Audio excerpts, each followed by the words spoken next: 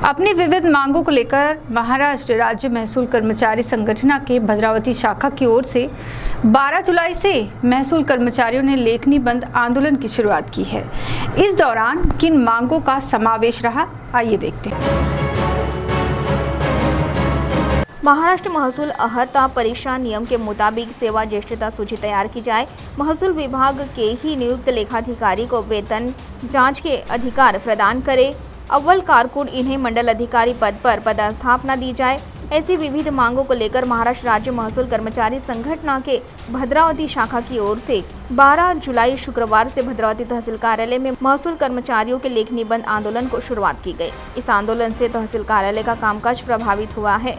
राज्य शासन की ओर से महसूल कर्मचारियों की मांगे मान्य न होने पर आने वाले सोमवार से बेमियादी कामबंद आंदोलन करने का इशारा महाराष्ट्र राज्य महसूल कर्मचारी संगठन ने दिया है।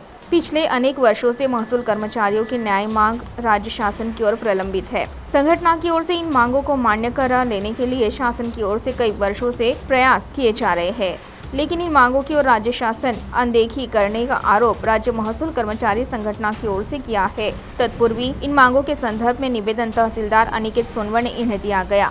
इस संदर्भ में तहसील कार्यालय भद्रावती के नायब तहसीलदार अखनूरवार ने जानकारी दी। माननीय महसूल मंत्री यांच्याकडे मागील 11 मार्च 2024ला बैठक झालेली होती। त्या बैठकीमध्ये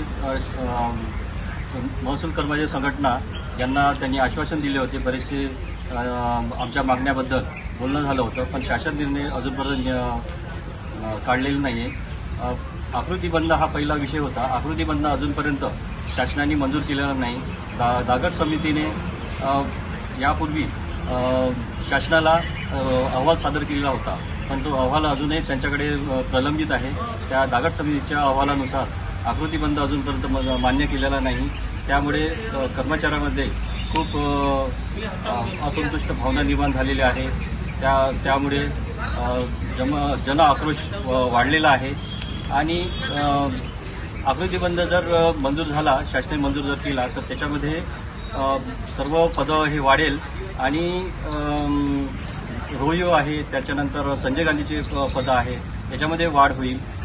त्यामुळे आकृतीबंध हा महत्त्वाचा आणि मोठा विषय आहे आमच्यासाठी। त्यामुळे तो शासनाने त्वरित मंजूर करावा ही आमची मागणी आहे शासनाकडे। त्यानंतर दुसरा असा होता की नायब तहसीलदारचा ग्रेड पे जो आहे तो 43 वरून 48 करण्यात यावा। तर 48 ची मागणी जे बऱ्याचदा म्हणजे मागील 4-5 वर्षापासून प्रलंबित आहे शासनाकडे, परंतु अजूनपर्यंत शासन निर्णय काढलेला नाही आहे। त्यामुळे तो सुद्धा असंतोष निर्माण झालेला आहे।